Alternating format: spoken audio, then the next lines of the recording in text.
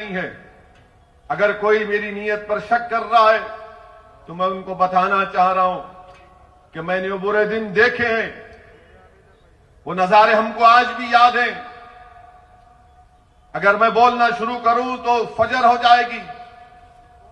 बहुत से लोगों को हम जानते हैं, वो एक दर्दनाक दौर था, वो एक बेबसी का आलम था कि जब कोई किसी के हाथ पकड़ने को तैयार नहीं था।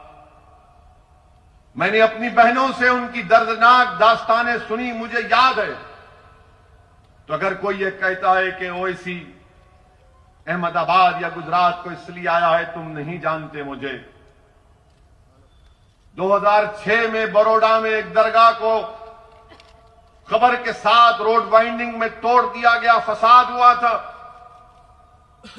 मैं और उस वक्त के समाजवादी पार्टी के एमपी अबू आसिम साहब, हम दोनों यहां पर आए थे।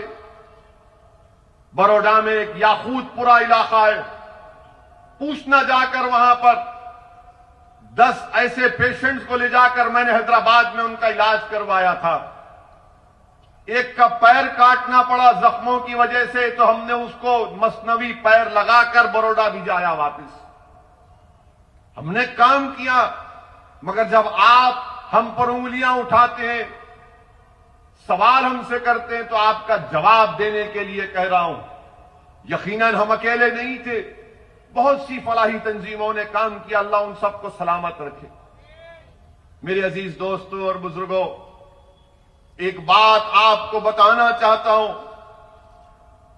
मुझे सियासी तजुर्बा उतना नहीं है, मगर जितना भी है उस बुनियाद पर आपसे कह रहा हूं कि अल्लाह ने मुझे मौका दिया हमारे वतन अजीज के मुख्तलिफ रियासतों में, मुख्तलिफ शहर और गांव में जाने का मौका मिला। और मैं ये बात बड़ी जिम्मेदारी के साथ कह रहा हूं, मैं पैगाम दे रहा हूं अहमदाबाद के मुसलमानों को, अहमदाबाद के, गुजरात के, अहमदाबाद के आदिवासियों को, दलित भाइयों को, बहनों को, जो कमजोर और मजलूम अवाम है, आपको पैगाम दे रहा हूं। याद रखो, जब तक आपके पास आपकी एक सियासी ताकत नहीं होगी जो कांग्रेस और बीजेपी से आजाद, जिनकी जबानों पर ना नरेंद्र मोदी का खौफ, ना कांग्रेस का खौफ, वही सियासी क़ियादत, वही सियासी नुमाइंदे आपके मसाइल को हल कर सकते हैं। ये हमारे भारत की जमहूरियत की तल्ख हकीकत है। अगर आप ये समझेंगे कि कैसे जीतोगे, क्या हासिल करोगे तुम असदुद्दीन ओवैसी, मैं आपको बताने आया हूं। तुम एक बार एक तो हो जाओ, तुम एक शीशा पिला हुई दीवार बन जाओ। तुम तमाम एक दूसरे के भाई और बहन बन जाओ, चाहे तुम मुसलमान हो, आदिवासी हो, दलित हो या गरीब हो, कमजोर हो। तुम एक दूसरे के गम को समझना सीख लो। तुम दूसरे का गम अपना गम समझो।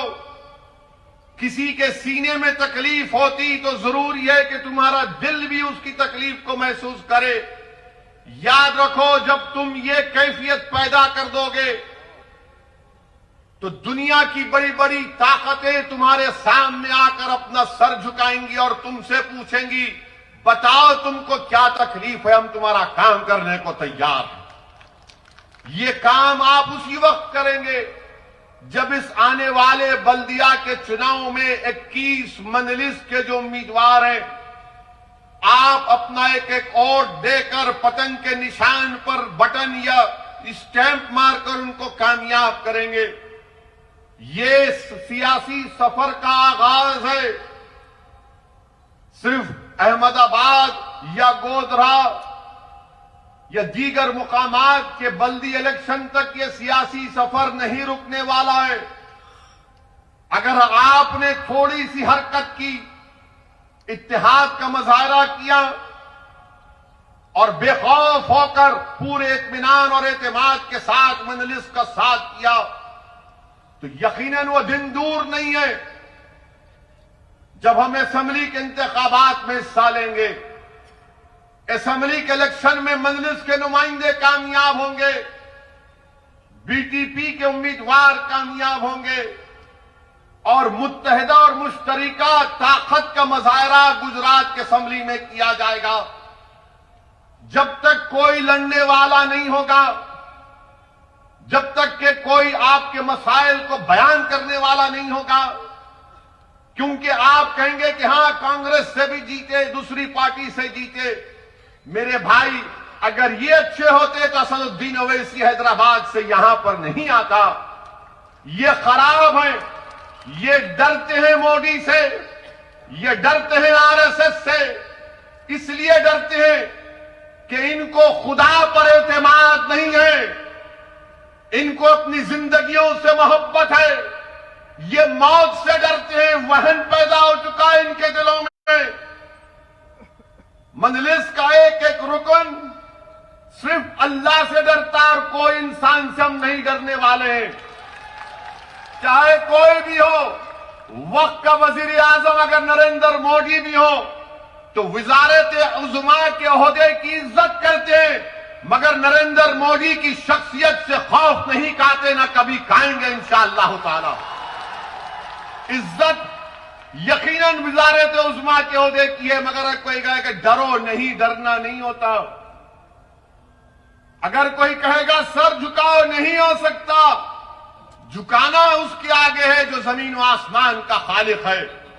इंसान के आगे ना भीख मांगना, ना किसी के आगे सर झुकाना। तो क्या करेंगे आप मुत्तहिद रहकर भारत की जमहूरियत, भारत का संविधान जिसको बाबा साहिब अम्बेडकर ने बनाया, वो हमसे ये मुतालबा करता है कि ना तुम डरो, ना किसी के सामने भीख मांगो, बल्कि भारत का संविधान तुमसे ये पुकार कर कह रहा है कि अगर तुम आजादी चाहते हो, तुम मसावात चाहते हो, तुम भाईचारगी चाहते हो, तुम इंसाफ चाहते हो, तो सियासत में सिर्फ वोट डालने वाली मशीन मत बनो, बल्कि वोट को हासिल करो, लीडर बनो, कायद बनो, नेता बनो और कौम के मसाइल को, चाहे वो कौम मुसलमान हो, आदिवासी हो, दलित हो, उनके मसाइल को, उनके पैगाम को लेकर आगे बढ़ो। ये पैगाम मजलिस इत्तेहादुल मुस्लिमीन आपको देने आई है और मुझे यकीन है कि इंशाअल्लाह ताला आप इस पैगाम को, मेरी इस बात को समझेंगे। मेरे अजीज दोस्तों और बुजुर्गों, 21 बल्दिया की सीट पर हमारे उम्मीदवार यहां पर मैदान में हैं।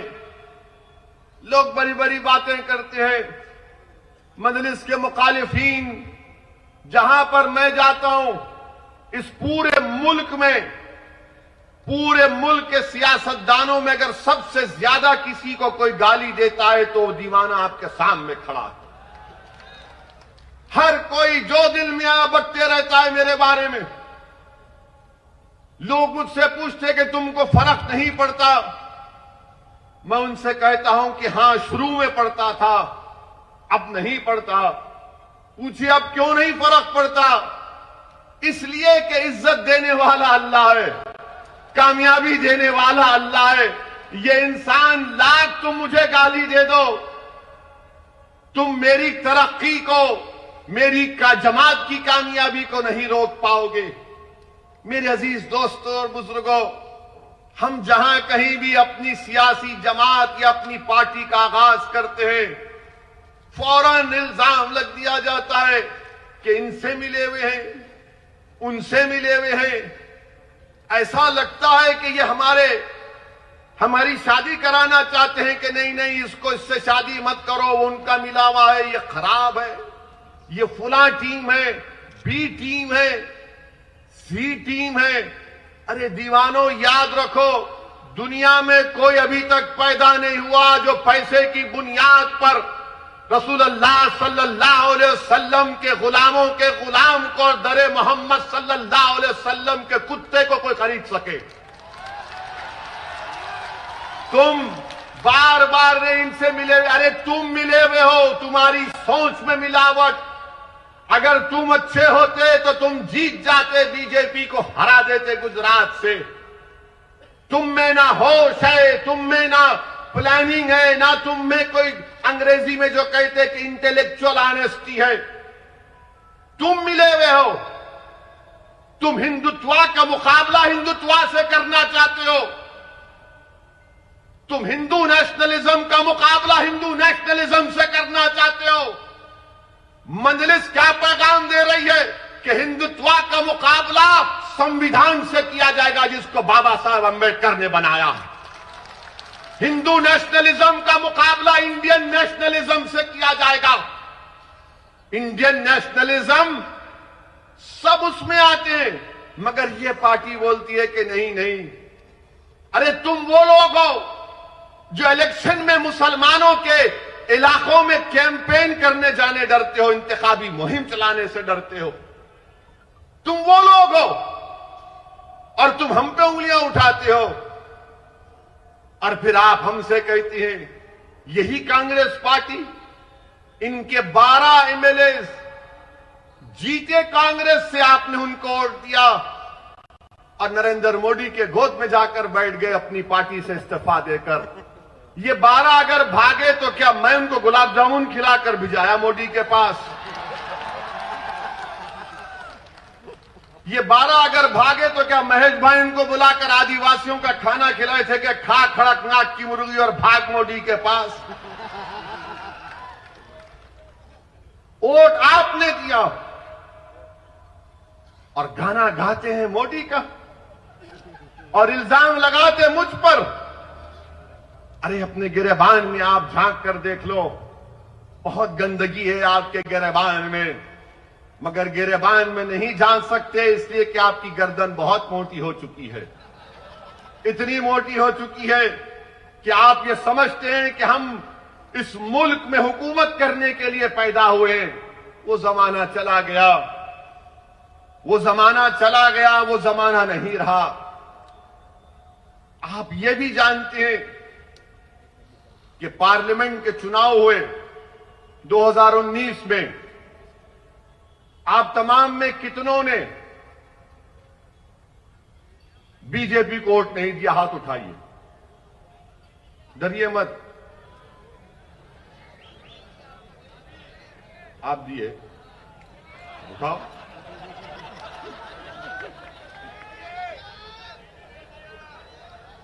नहीं दिए ना? देंगे कभी? देंगे कभी? अब ये बोलो बीजेपी कैसा जीत गई?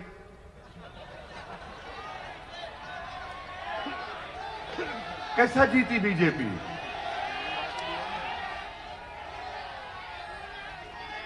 आप वोट नहीं दिए ना, कभी देंगे इंशाअल्लाह। फिर कैसा जीती? इसलिए जीती कि दूसरे पार्टी के जो लोग थे वो बोले नहीं हम मोदी को वोट देंगे, वहां भाग गए उसके पास, वहां जाकर वोट डाल दिए। और हारने के बाद भी आप मेरे पे उंगली उठा रहे, नहीं नु आए वोट काटने के लिए, खाली मुस्लिम बहुमूल इलाकों में कैंडिडेट खड़ा कर रहे। हाँ मेरे भाई, हम अपने इलाकों में अपने घर में खड़ा करेंगे ना। दूल्हे की बारात घर से निकलती, गैर के घर से नहीं निकलती। दूल्हा अपने घर से निकलता ना बारात लेकर, तो ये बारात शुरू होगी तुम्हारे महलों से, तुम्हारे घर में, और इंशाअल्लाह ताला पूरे गुजरात में जाएगी। आज मीडिया के लोग आके बोल रहे वहां से खड़ा करे, वहां से खड़ा करे। हमने कहा मैडम अभी तो शुरुआत है, अपने घर से ही शुरू करेंगे ना। नेक काम करना, नेक काम जो करते घर से करते ना। पहले घर के कमजोरियों को, बुराइयों को, उसको खत्म करके हम दूसरी जगह जाते। तो घर से शुरू करें, और मुझे यकीन है कि जो काम घर से शुरू किया जाता है उसमें कामयाबी हमको इंशाअल्लाह ताला आप देंगे और अल्लाह हमको कामयाबी से हमकिनार करेगा। मेरे अजीज दोस्तों और बुजुर्गों, यहां पर एक लंबी फेहरिस्त है कि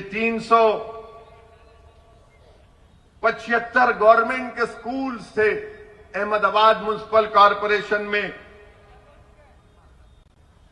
ये जो लोग जीते आपकी ओर से 150 ने स्कूल को बंद करवा दिया। 150 स्कूल बंद हो गए, जिसमें 60 गुजराती थे और 90 उर्दू मीडियम के स्कूल थे। ये भी क्या मेरे से पूछ के बंद हुए?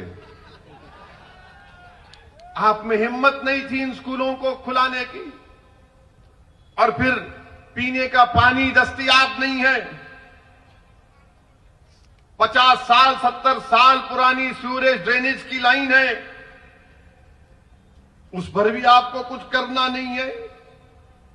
ये रिवर फ्रंट है।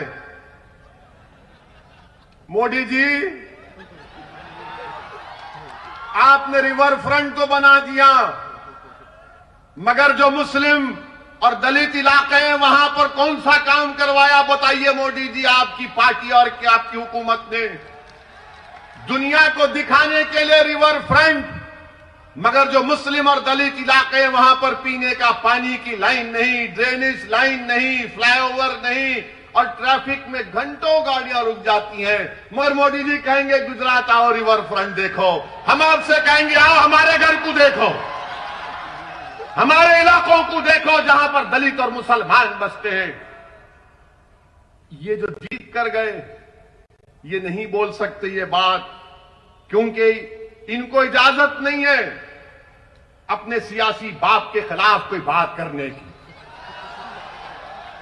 फिर ये पिराना इलाका है, पूरा कचरा लाकर डालते वहां पर, पूरा कचरा लाकर डालते। क्या ये बात सच नहीं है कि 28 सितंबर 2020 को टाइम्स ऑफ इंडिया अखबार की रिपोर्ट है कि 12 साला नेहा नाम की लड़की जिंदा उस कचरे के ढेर में दफन हो गई। जो बड़ी बड़ी बातें करते हैं गुजरात में ऐसा हो रहा है, गुजरात में ये हो रहा है, हो रहा होगा, मगर कचरे के ढेर में अगर एक 12 साल की नेहा डूब कर मर जाती है, अपने भाई के साथ गई, क्यों गई? वो इसलिए गई कि वहां पर खिलौने तलाश करना चाहती थी। कचरे के ढेर में नेहा 12 साला लड़की अपने भाई के लिए, अपने लिए खिलौने तलाश करना चाहती थी और अपनी जान खो दी। रिवर फ्रंट भी है और वो पिराना का कचरों का अंबार भी है। अब आपको कौन सी चीज पसंद है, आपको फैसला करना पड़ेगा। ये रिवर फ्रंट दिखने में बहुत अच्छा है, मगर मैं तुमसे कह रहा हूं नजर वहां पर नहीं, नजर घर पर रखो। नजर घर पर रखो, घर के बाहर रखो। और हम आपसे वादा कर रहे हैं कि जिताओ मजलिस के 11 कॉरपोरेटर को, इंशाअल्लाह ताला रिवर फ्रंट की तरह आपके महल्लों में तरक्की के काम कराएंगे। और अगर काम नहीं होगा और अगर सरकार काम नहीं करेगी तो असदुद्दीन ओवैसी आकर अहमदाबाद में धरना देगा, सत्याग्रह करेगा। ये गांधी की सरजमीन है। अहमदाबाद की रोड पर आकर मैं खुद बैठूंगा तुम्हारे साथ। मेरे अजीज दोस्तों और बुजुर्गों, फिर एक और इलाका मख्तमपुरा में हमारे कैंडिडेट सद्दाम हनीफ के वालिद ने बोरवेल के लिए जमीन दी, तो कांग्रेस के लोगों ने कहा नहीं तेरी जमीन नहीं होना, हम बोरवेल लगाएंगे, उसका पैसा भी वसूल करेंगे और लोगों से पैसा लेंगे भी। हम जमीन देने तैयार सद्दाम के वालिद। ये इनका मामला है। 200 दुकानों को डिमोलिश कर दिया गया, कोई वहां पर नहीं गया। ये आपको समझना है इन चीजों को। अगर आपके नुमाइंदे कामयाब होते हैं तो आपके गम को, आपकी तकलीफ को समझेंगे, आपके लिए दौड़ेंगे, आपके लिए काम करेंगे। जब रिवर फ्रंट के लिए पैसा है तो फिर इन गरीब मुस्लिम और दलित इलाकों में पैसा क्यों नहीं है?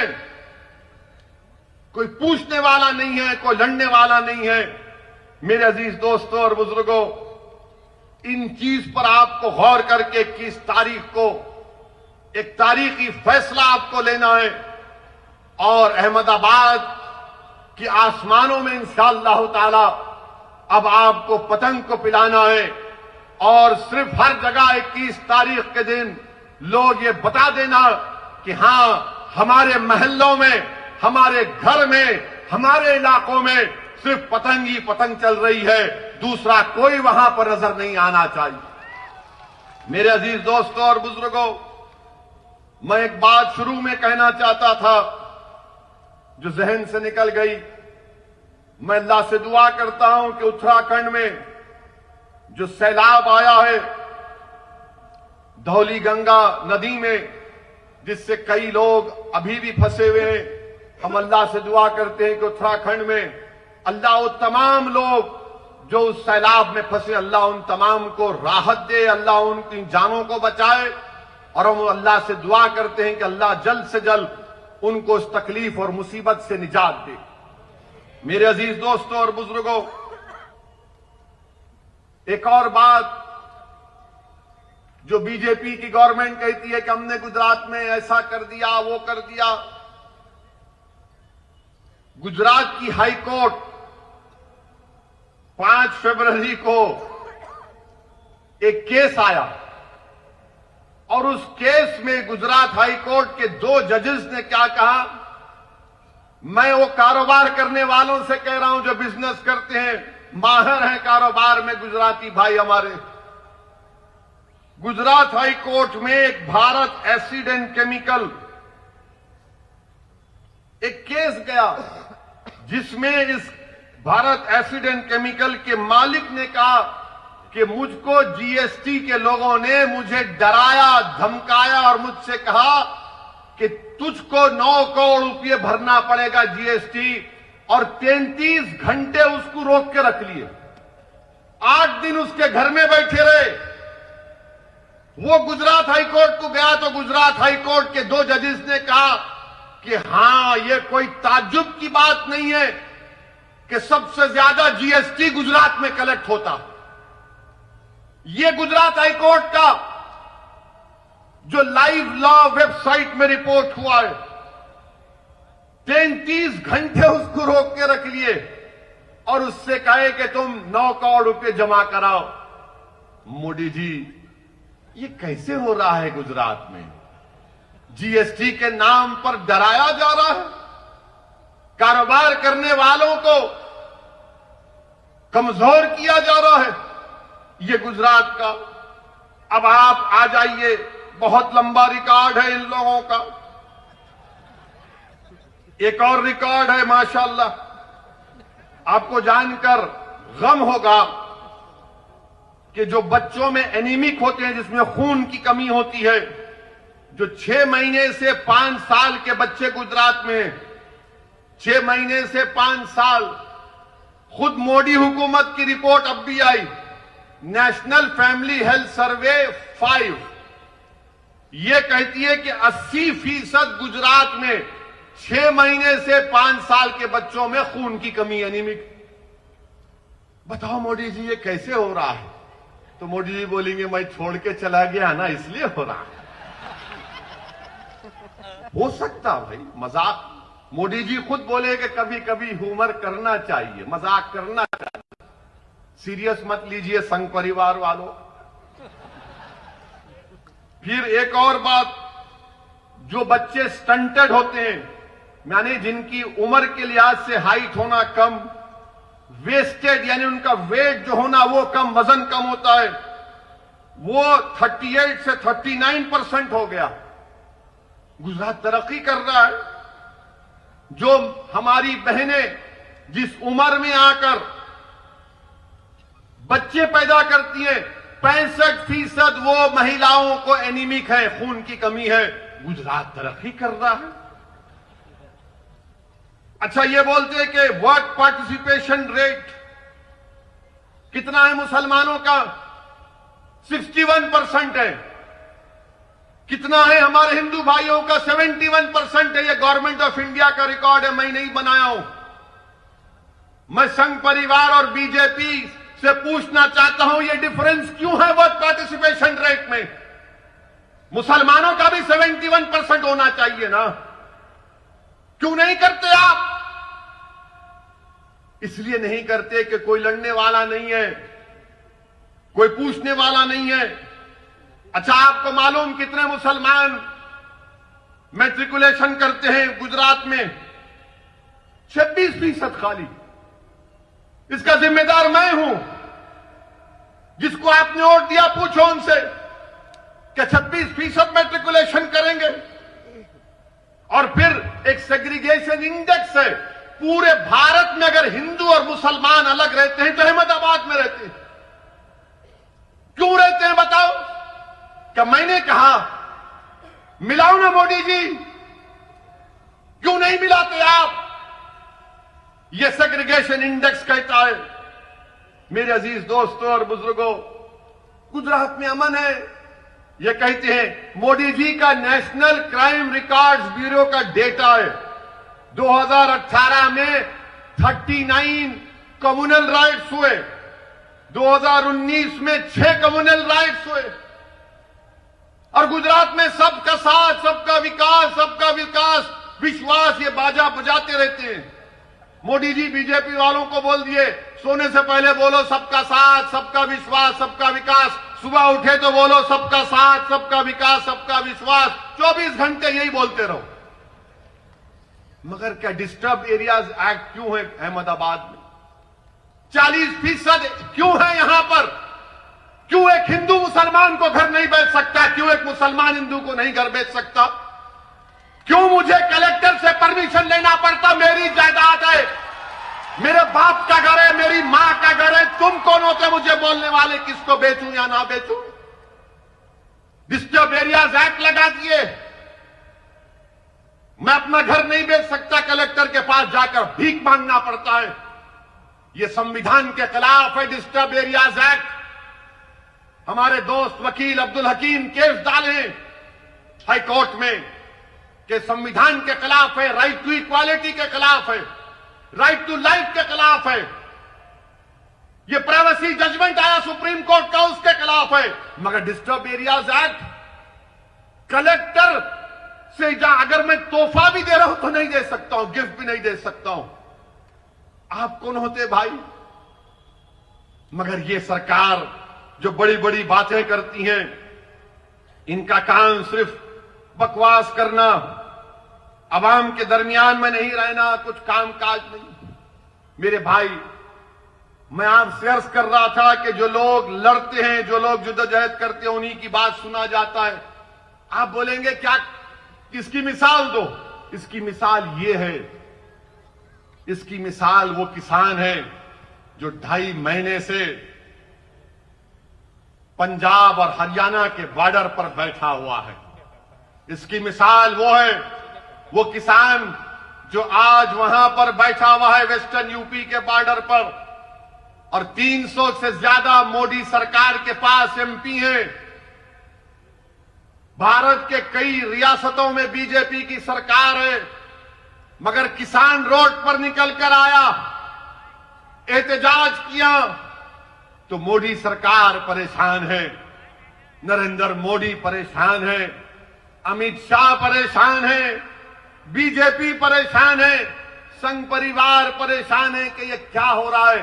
सबक क्या है, पैगाम क्या है कि एहतजाज करना जमहूरियत के लिए जरूरी है। किसानों ने हमको बता दिया, एहतजाज किए तो मालूम हुआ कि हुकूमत परेशान हो जाती है। तो इसीलिए मैं आपसे अपील कर रहा हूं कि हरकत करना पड़ेगा। जिंदा अगर हैं तो जिंदगी का सबूत सिर्फ खामोश बैठकर आंख में आंसू लाने से नहीं दिया जाता। जिंदा है तो जिंदगी का सबूत देना है तो एहतजाज करना पड़ेगा, सदा एहतजाज को बुलंद करना पड़ेगा, जमीर की आवाज पर अपनी जबान से नारे लगाना पड़ेगा। अगर दिल जलता है तो अपनी जबान पर लाकर हुकूमत के ऐवानों में बताना पड़ेगा। नाइंसाफी नजर आती है तो नाइंसाफी का जमहूरी तरीके से खात्मा करना पड़ेगा। हक चाहते हो तो याद रखो, सिर्फ पुकारने से कोई हक नहीं देता कि मेरा हक दे दो, हक दे दो। हक को लेना पड़ता है। अगर कोई इख्तिदार की कुर्सियों पर बैठकर तुमको तुम्हारा हक नहीं देता तो जमहूरियत तुमको इस बात की इजाजत देती है कि उन जालिमों से अपना हक छीनो और संविधान को और जमहूरियत को मजबूत करो। मेरे अजीज दोस्तों और बुजुर्गों, ये पैगाम मैं आपको देने आया हूं कि जहां तक किसानों की बात है, मैं अहमदाबाद से भी हमारे किसान भाइयों को पैगाम दे रहा हूं कि हम आपके साथ हैं। आपकी जिद्दोजहद हक बजानिब है, आपके मुतालबात बिल्कुल सही हैं। जो 3 कानून नरेंद्र मोदी की सरकार ने बनाए वो भारत के संविधान के खिलाफ है। एग्रीकल्चर संविधान में स्टेट लिस्ट में आता है और नरेंद्र मोदी की सरकार को कोई अख्तियार नहीं था कि वो उस कानून को जो स्टेट लिस्ट में आता उस पर कवानीन बना सके। एग्रीकल्चर मिनिस्टर बोलते हैं तोमर साहब इसमें क्या काला है दिखाओ। अरे काला उसमें यह है कि भारत के संविधान के खिलाफ है। जो कानून बनाने का इख्तियार आपको नहीं है, आप कैसे बनाए हो कानून। अब जो किसान एहतजाज कर रहे तो बोले ये खालिस्तानी है क्योंकि वो पर सिख है। वो खालिस्तानी हो गया वो किसान जो घंटों खेत में रहता है, फसल उगाता है ताकि आप और हम खा सके, वो खालिस्तानी हो गया। आदिवासी दलित नक्सल हो गया, मुसलमान जिहादी हो गया। अब बचे कौन? बचे खाली मोदी जी, वो ही दूध के धुले हैं, हम सब गुनाहगार। कोई है ही नहीं ना। अब मोदी जी का मामला यह है कि वो कहते हैं कि नो, कोई एहतजाज मत करो, मैं जो ज्ञान देता हूं वो ज्ञान को सुनो। मैं मन की बात बोलता हूं, सुन लो, अमल कर लो। मोदी जी, मन की बात सुनने से गरीब का पेट नहीं भरता। मन की बात सुनने से किसानों का गम दूर नहीं होगा।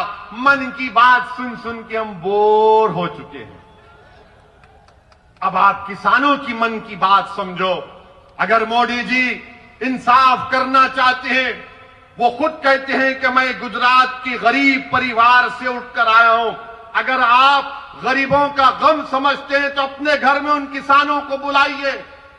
जिस तरह आपने बराक ओबामा को बिठाकर अपने हाथ से चाय पिलाकर ओबामा को दिया, अच्छा किया, मेहमान था। जब आप मेहमान को बुलाकर चाय पिला सकते हैं, अरे ये तो भारत के किसान है ना मोदी जी। आप उनको बुलाइए अपने घर में, एक 10-12 को बुलाइए, चाय पिलाइए, उनको गले से लगाइए और सिर्फ इतना कहिए कि हम तुम्हारे गम को समझते हैं, अब तुम्हारे आंख में आंसू नहीं आएगा। देखो वो किसान आपको अपने गोद में बिठा लेगा, अपने सर पर बिठा लेगा। मोदी जी, आप किसानों के इस तकलीफ को आपकी हुकूमत को समझना पड़ेगा। लोग मुझसे सवाल करते हैं कि वो किसान का नेता रोया तो पूरे किसान जज्बात में आ गए।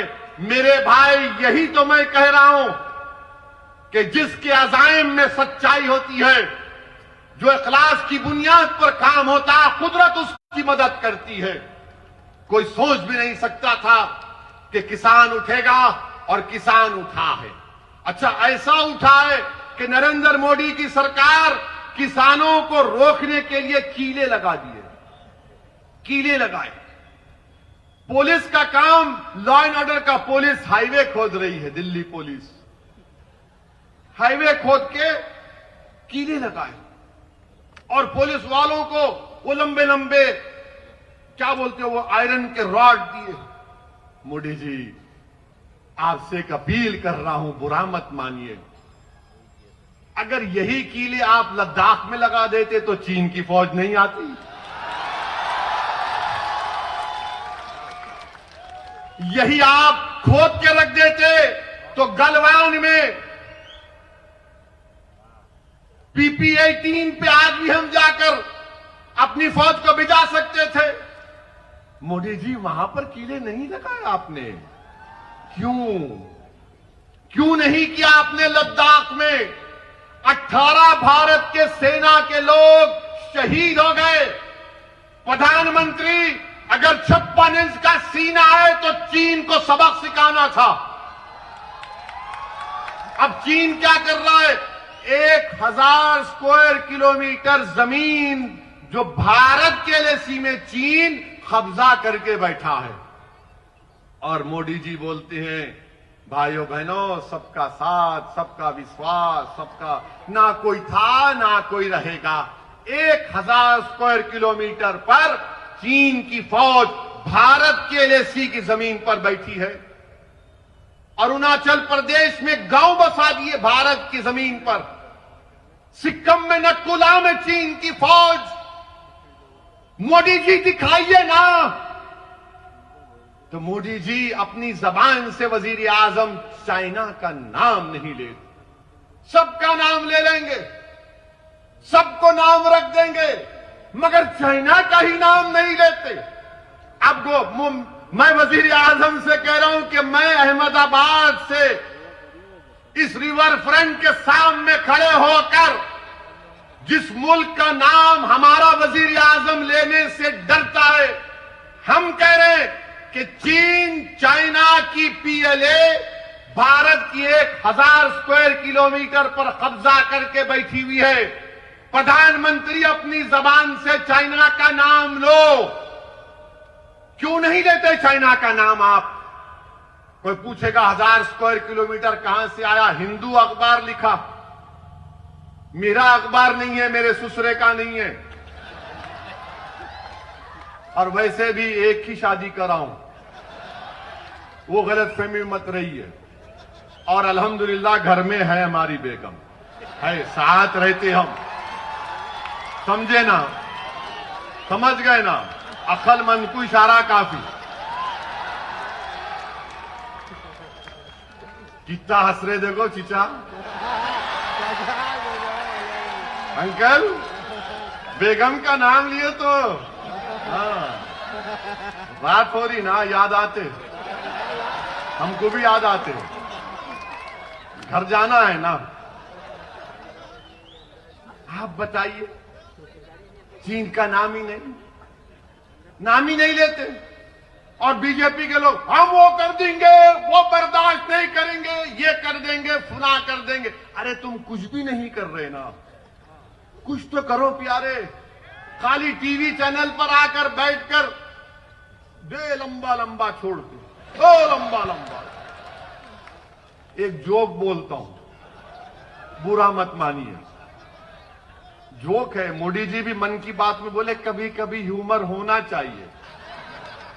तो मोदी जी सऊदी अरब गए। सऊदी अरब सुन ली, याद है? बोलूं? बोल। तोप को देखे रियाद में, पुरानी तोप रियाद में थी। हमारे वजीर आजम हर चीज को बड़ा गहराई से देखते हैं। गोल गए। जोक है, सच्चाई नहीं है, लिटिल ह्यूमर, लाइटर वेन में। तो वहां पर जाकर प्रधानमंत्री ने उस अरब शेख से पूछा कितना फेंकती?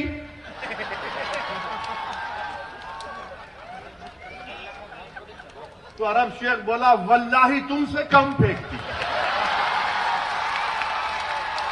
जोक है, ह्यूमर है। मेरे को मालूम मीडिया के लोग बड़े नाराज हो रहे हैं, कैसा बोले? अरे भाई बोले, आप भी एंजॉय करो। वरना हमारे मीडिया के लोग कल सुबह 9 बजे से ओवैसी का भड़काऊ भाषण हुआ था अहमदाबाद में। देश के प्रधानमंत्री को बोला है, ऐसा बोलते जैसा कि इनके पप्पा को बोले। प्राइम मिनिस्टर है, मेरा भी प्राइम मिनिस्टर है, मेरा भी हक बनता क्रिटिसाइज करने का। हम प्रधानमंत्री है तो खुदा नहीं है, हम क्रिटिसाइज भी करेंगे, सवाल भी पूछेंगे। मगर मीडिया के लोग कैसा बोले? वो अंग्रेजी में कहावत है ना, more loyal than the king. इनको बड़ी तकलीफ हो जाती मीडिया वालों। अब मार्च के बाद अपनी नौकरी की फिक्र करो। तुम्हारी नौकरियां जाने वाली हैं, अल्लाह तुमको बचाए। मार्च के बाद ये सब जाने वाले हैं, बहुत की नौकरियां जाने वाली, अभी जा रही है। ये मीडिया के लोग जानते, देखो मुंडियां हिला रही, यूं कर रहे, बोल नहीं सकते ना, खाली ऐसा करे तो समझ जाना हम आपके साथ है। मार्च के बाद पूरी जाने वाली है नौकरियां। नौकरियां नहीं रहे, भारत बहुत बुरा हाल है। मोदी जी से आप पूछो देश की इकोनॉमी क्या हो रही मोदी जी? तो एक कार्टून है अखबार का, मैं नहीं कराया हूं। वो कार्टून में मोदी जी का कार्टून है, फोटो है। लोगों ने सवाल किया क्या हो रहा है देश में? तो मोदी जी ने कहा मित्रों जीडीपी दौड़ रहा है। तो जीडीपी क्या है? गैस की कीमत बढ़ गई, डीजल की कीमत बढ़ गई, पेट्रोल की बढ़ गई। मोदी जी कह रहे देखो जीडीपी दौड़ रहा है।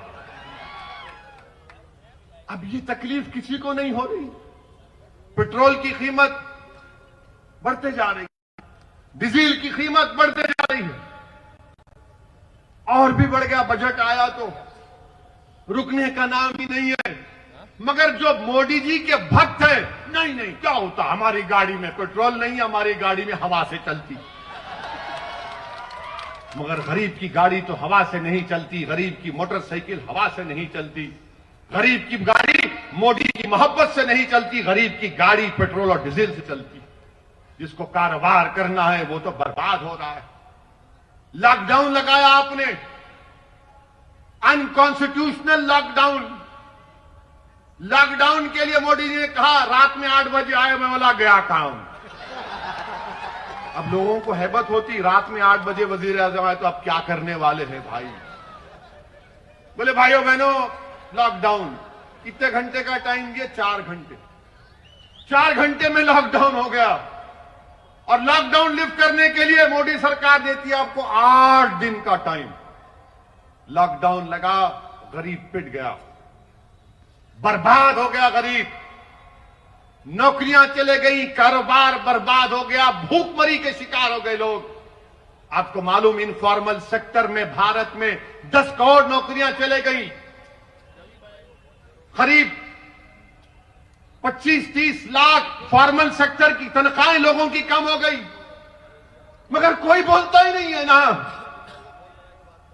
क्यों नहीं बोलते तुम? ये बात बताओ हमको। हम क्यों बोले, तुम क्यों नहीं बोलते? तुम्हारी जबानें क्यों रुकी हुई हैं बताओ? और पूरे मुल्क में कोरोना चल रहा, लॉकडाउन आपने गलत किया। जनवरी के आखिरी हफ्ते में पहला कोरोना का पेशेंट केरला में आया, इटली से आए थे। जब पूरा कोरोना बढ़ गया तो देखे किसको बलि का बकरा बनाओ, तबलीगी जमात को बना दिया।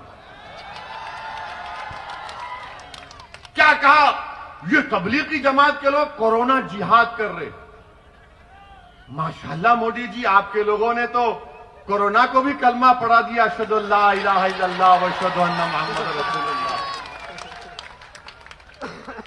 माने कोरोना को भी आपने मुसलमान बना दिया। क्या दिमाग है आप लोगों का, माशाल्लाह। अल्लाह नजर बद से बचाए, ये दिमाग और बढ़ता रहे। तबलीगी जमात के लोगों को ले जाकर पकड़ पकड़ कर वहां डाल, यहां डाल, और टीवी पर तो माशाल्लाह रोज टीवी। ये तबलीगी जमात के लोग किए, इन्होंने कोरोना फैलाया, इनकी वजह से कोरोना फैला। और हमारे हिंदू भाइयों को ये बता दिया देखो मुसलमानों की वजह से कोरोना फैल गया। और हमारे हिंदू भाई बेचारे शरीफ हैं, मोदी जी जो बोलते यकीन कर लेते। अरे हो सकता भाई ये चेहरे पे टोपी, सर पे दाढ़ी, कुर्ता पैजामा, टखने के ऊपर पैजामा, हाँ ये करे होंगे, इनको क्या जरूरत थी? अरे बीमारी का कब से मजहब होता है बताओ? जहां जहां मुकदमा डाले कोर्ट ने निकाल कर फेंका, मुंह पे तमाचा मारा उन लोग और कहा कि नहीं, तबलीगी जमात या उसके जिम्मेदारान कोरोना फैलाने के जिम्मेदार नहीं है। एक के बाद एक कोर्ट ने कह दिया। जब पूरे मुल्क में तबलीगी जमात पर इल्जाम लगाया जा रहा था तो एक ही दीवाना था जो टीवी पर जाकर कह रहा था कि नहीं, बीमारी का कोई मजहब नहीं होता। वो कौन था? वो असदुद्दीन ओवैसी था। जिहाद, अब तो कॉमेडी जिहाद भी हो गया। यानी हर चीज को जिहाद से जोड़ते। ये लव और जिहाद कहां से आ गया बाबा? मोहब्बत तो अंधी होती ना। बहुत से लोग किए होंगे, सर से चीखा मार रहे। करना भी चाहिए, बगैर मोहब्बत के कोई इंसान नहीं रहता, याद रखो। अल्लाह हमको जज्बात दिया, मोहब्बत करना जरूरी है। और सबसे पहली मोहब्बत करना है तो रब्बे कायनात से करना है। मोहब्बत करना है तो रहमतुल आलमीन सल्लल्लाहु अलैहि वसल्लम से मोहब्बत करना है। जब तुम इनसे मोहब्बत करोगे सारी दुनिया तुमसे मोहब्बत करेगी। मगर हम लोग क्या है, उसको देख इसको देख, अबा ये कब तक प्यारे, बदलो, तब्दीली पैदा करो। मगर ये लोग लव जिहाद, लव जिहाद, अरे कई का लव जिहाद बाबा, या खाने को खाना नहीं है, नौकरियां नहीं है, मगर आप लव जिहाद, कोरोना जिहाद, क्या कर रहे हैं आप देश में? कितनी नफरत फैलाएंगे मुसलमानों के बारे में? नहीं ये करे, अरे क्या करे बताओ ना तुम? क्या कोई कोरोना से जिहाद करता है? लखनऊ में आंध्र प्रदेश की एक जमात गई जिसमें हमारी एक बहन थी, ले जाकर एक कॉलेज में बंद कर दिए, हामिला थी। वो कह रही है कि देखो मुझे बच्चा हो सकता है, पानी छूट रहा है। आकर धक्का दिए, उसका हमल साकित हो गया। बताओ आप, कई वाकयात है। किसी एक रियासत में एक बच्चा गया, उसको हर पूरे लोग टीवी पर देखकर बोले तू तबलीग का है, तबलीग का है। वो बेचारा तंग आकर खुदकुशी कर लिया। आप बताइए देश कहां जा रहा है? कितना आप नफरत फैलाएंगे? मोदी जी, मैं आपसे एक मोटा सवाल कर रहा हूं, आपकी सरजमीन में खड़े होकर। चाइना आज इस वक्त चाइना की फौज 2020 में क्यों भारत में घुसी? मोदी जी, कभी आपने सोचा? क्योंकि चाइना जानता है कि भारत के लोगों में दिल मिले हुए नहीं है। लव जिहाद चल रहा है, कोरोना जिहाद चल रहा है, एक दूसरे पर इल्जाम लगाए जा रहे हैं। सरकार देश की सरहदों की हिफाजत करने की बजाय देश की जनता में नफरत फैला रहे। तो चाइना घुस गया, मौका अच्छा है। इस पर कोई बात नहीं करेगा, कोई नहीं पूछेगा। हद तो यह हो गई कि एक लड़के को मध्य प्रदेश के जेल में उसको सुप्रीम कोर्ट ने बेल दिया। जेलर नहीं छोड़ता उसको। ये मीडिया की रिपोर्ट है, सब्जेक्ट टू करेक्शन। मीडिया ने कहा कि सुप्रीम कोर्ट के जज को जेल को फोन करके कहना पड़ा कि अहमको, मैंने बेल दिया, इसको छोड़ो। ये हमारे देश का हाल है। मेरे अजीज दोस्तों और बुजुर्गों, मैं आपको ये पैगाम देने आया हूं कि आपको अपने हिम्मत और हौसले को बुलंद रखना पड़ेगा। मैं नौजवानों से और नौजवानों के जिम्मेदारों से अपील करने आया हूं कि हम अपने नौजवानों की जवानी को रोड पर बर्बाद होने से बचाएंगे। हम अपने नौजवानों को जेल की सोबतों से बचाएंगे। ये नहीं हो सकता संघ परिवार वालों कि हमारे बच्चों की जवानी रोड पर बर्बाद हो जाए या जेल में सड़ जाए और आपके बच्चे अमेरिका जाकर अपनी जिंदगी को अच्छा बना लें। अब जवानी को बचाएंगे, उसको एक सही राह पर लेकर जाएंगे, जीने के मकासद समझाएंगे, जिंदगी उसूल पर गुजारने की तरगीब करेंगे। अब ये नहीं हो सकता संघ परिवार के लोगों कि हमारी बच्चियों को तहफ्फुज ना मिले, उनको तालीम ना मिले और किसी और की बच्ची तालीम भी हासिल करे और तहफ्फुज भी मिले। अब हम अपनी बच्चियों को तहफ्फुज भी पहुंचाएंगे, तहफ्फुज भी फराहम करेंगे, उनको तालीम याफ्ता भी बनाएंगे। ये उस वक्त होगा मेरे अजीज दोस्तों और बुजुर्गों जब आप मुत्तहिद रहेंगे, जब आप मुत्तहिद रहेंगे, अपने के वोट को समझकर इस्तेमाल करेंगे और तभी जाकर आपको कामयाबी मिलेगी। मेरे अजीज दोस्तों और बुजुर्गों, लोग पूछेंगे कि अगर साबिर की क़यादत में छोटू भाई वसावा के साथ मिलकर कामयाबी मिल जाती है तो क्या होगा? मेरे भाई, कामयाबी अगर मिलेगी ना तो कभी पार्लियामेंट को देखना हम दोनों को। 540 के ऐवान में 2 ही दीवाने बैठते हैं, बाकी के सब अक्लमंद हैं। और जब दोनों में से कोई एक खड़ा होता है तो सबके दिलों की धड़कन बढ़ जाती। क्या बोलेगा ये, देखो क्या बोलेगा ये, क्या बोला? मेरे भाई, वो मिजाज पैदा करना है। जब ट्रिपल तलाक का कानून आया तो किसने दस्तूर आईन के हवाले देकर बताया कि कानून खिलाफ है, दस्तूर के खिलाफ है। अब आपने देख लिया ना, दुनिया ने देख लिया कि मैं जब कह रहा था कि शादी एक सिविल मैटर है, उसमें क्रिमिनल कानून नहीं लगाया जा सकता, तो ये नाम निहाद जो लिबरल किस्म के लोग हैं, अरे आप क्यों जुल्म कर रहे हैं मुस्लिम औरतों पर। अरे मेरे भाई, मेरी बहन, मैंने कहा शादी जो है इस्लाम में कॉन्ट्रैक्ट है, जन्म जन्म का साथ नहीं है, कॉन्ट्रैक्ट है। इसमें क्रिमिनल कानून कैसा लेकर आते आप। मगर अब क्या हुआ, लव जिहाद का कानून बना दिए, और यह कानून ये बना दिए कि अगर कोई लव जिहाद के जरिए शादी करता है तो 5 साल 10 साल की सजा उसमें। अब मेरे को आके बोल रहे नहीं ओवैसी आप सही कहे थे। मैंने कहा फायदा क्या है, नुकसान पहुंचाने के बाद आज आप आकर कह रहे हैं। मेरे अजीज दोस्तों और बुजुर्गों, अगर हिम्मत है, हौसला है, CAA का कानून 540 का ऐवान है। किसने नरेंद्र मोदी के 303 MPs के सामने उस CAA कानून को ये कहा कि भारत के संविधान के खिलाफ है, ये मजहब के नाम पर नाइंसाफी करता है, राइट टू इक्वालिटी का वायलेशन है। किसने कहा कि जिस तरह महात्मा गांधी ने गोरों की जो हुकूमत ने कानून बनाया था अफ्रीका में, तो गांधी ने गोरों के सामने उस कानून को फाड़ कर जलाया था। तो मैंने मोदी सरकार की हुकूमत के सामने वो काम किया, कहा कि जिस तरह गांधी ने काम किया, मैं मोदी तुम्हारे कानून को फाड़ता हूं आज पार्लियामेंट।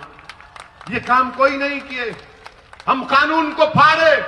मकसद क्या था कि पैगाम जनता को मिले कि तुम्हारा नुमाइंदा बैठा हुआ है लोकसभा में, गूंगा बनकर नहीं बैठा है, अंधा बनकर नहीं बैठा है, बल्कि हरकत करने बैठा है, लड़ने के लिए बैठा है।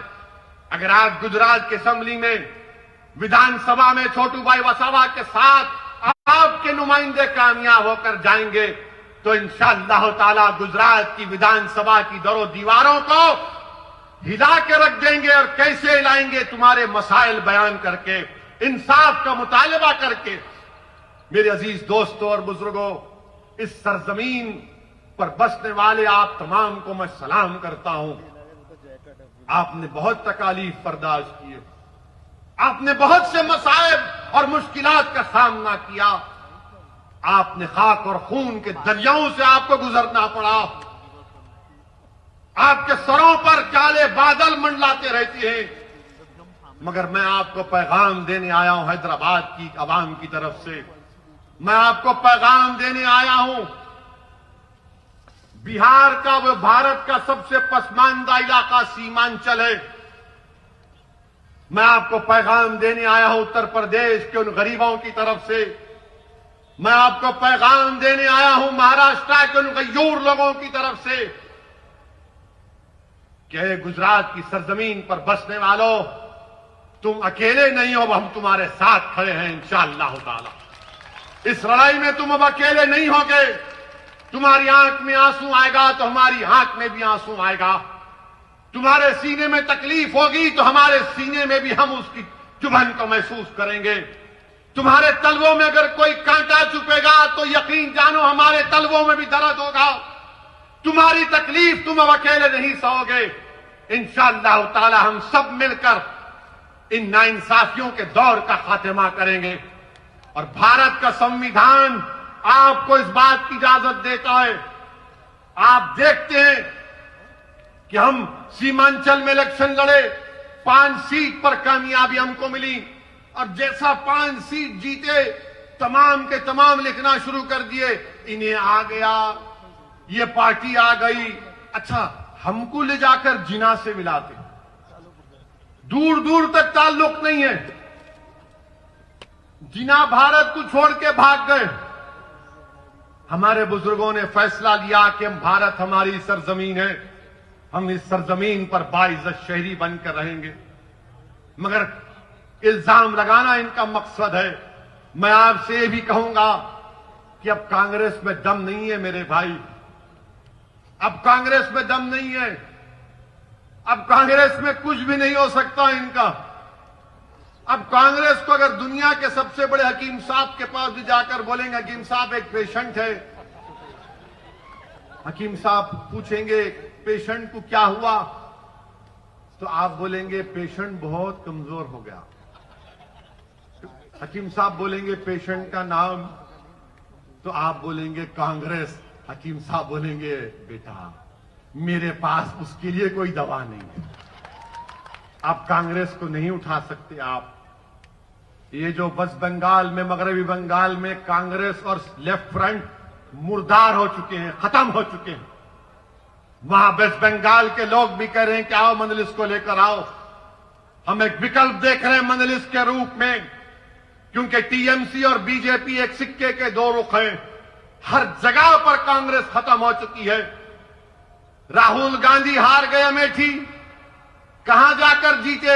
वायनाड में, जहां पर 35% के करीब अकलियतें हैं, और कांग्रेस पार्टी के गुलाम हम पे कहते हैं कि ओवैसी वोट काटने को आया है। अरे मैं किसी को काटने नहीं आया हूं, कुत्ता काटता है, मैं इंसान हूं। मैं दिलों को मिलाने आया हूं, और इंशाअल्लाह ताला हम दिलों को मिलाकर रहेंगे। मेरी आपसे एक ही गुजारिश है कि साबिर साहब के हाथ को मजबूत करिए, छोटू भाई वसावा के हाथ को मजबूत करिए। अपने लिए एक बार आप एक फैसला लेकर आगे बढ़िए मेरे भाई। ये जमात आपकी है, बरसों आपने मुख्तलिफ पार्टी को वोट दिया, आज आपके दरमियान में आपकी पार्टी है जो आपकी तकलीफ को, आपके गम को समझती है, और आपको अपनी पार्टी के लिए खुद आप कैंडिडेट हैं। ये 21 उम्मीदवार नहीं है, आप कैंडिडेट हैं। इसीलिए मैंने कहा कि बारात तुम्हारे घर से निकलेगी, आपके घर से निकलेगी। आपको अपने पूरे अफराद या खानदान को लेकर 21 तारीख को जाना है पोलिंग बूथ को, अपना एक एक वोट का इस्तेमाल करना है, और इंशाअल्लाह ताला गुजरात की सरजमीन पर हम एक नई तारीख रकम करेंगे इंशाअल्लाह ताला, और हम यहां पर एक नई तारीख लिखेंगे जो गुजरात को मजबूत करेगा, जो गुजरात में भाईचारगी में इजाफा करेगा, जो अहमदाबाद में टूटे हुए दिलों को मिलाएगा। मैं आपसे अपील कर रहा हूं कि अब शक की बुनियाद पर फैसले नहीं होंगे, बल्कि पूरे ताउन और कोऑपरेशन की बुनियाद पर आपको फैसले करना है, और इंशाअल्लाह ताला और भी जलसे होंगे। ये पहला जलसा है इंशाअल्लाह ताला अहमदाबाद में। मैं आपके घर में आऊंगा, आपके घर में बैठूंगा, अगर आप चाय पिलाए तो चाय भी पी लूंगा, अगर आप दूध पिलाए तो दूध भी पी लूंगा, अगर आप कुछ भी नहीं करे सिर्फ मेरे सर पे हाथ रख दो, सिर्फ मुझे हिम्मत दिलाओ, और देखो ये दीवाना पूरे मुल्क में फिरेगा, आपकी बात करेगा। मुझे किसी चीज की जरूरत नहीं, अल्लाह जानता है। मैं जब तक जिंदा हूं, नाइंसाफी के खिलाफ लड़ना मेरी जिंदगी का मकसद है, मजलूमों का साथ देना मेरे जिंदगी का नज़्मुल ऐन है। इंसाफ के लिए लड़ना, यही लड़ते लड़ते चला जाऊंगा, क्योंकि अल्लाह मुझे बहुत कुछ दिया है, मगर जब ये नाइंसाफियों को देखता हूं तकलीफ होती है, तिलमिलाहट महसूस करता हूं, गुस्सा आता है। मगर मेरे अजीज दोस्तों और बुजुर्गों, अब इस गुस्से को जमहूरी तरीके से हमको अपने मुकद्दर के फैसले करना पड़ेगा। मजलिस का साथ दीजिए, पतंग के निशान पर बटन दबाइए, और 21 तारीख के दिन नौजवानों पतंग लेकर खींच मारते हुए जाना हर चीज को। कोई इंशाअल्लाह ताला आपकी ताकत, आपके जज्बे के खिलाफ कोई सामने नहीं चलेगा। शुक्रिया। वाखिर दावान अल्हम्दुलिल्लाहि रब्बिल आलमीन।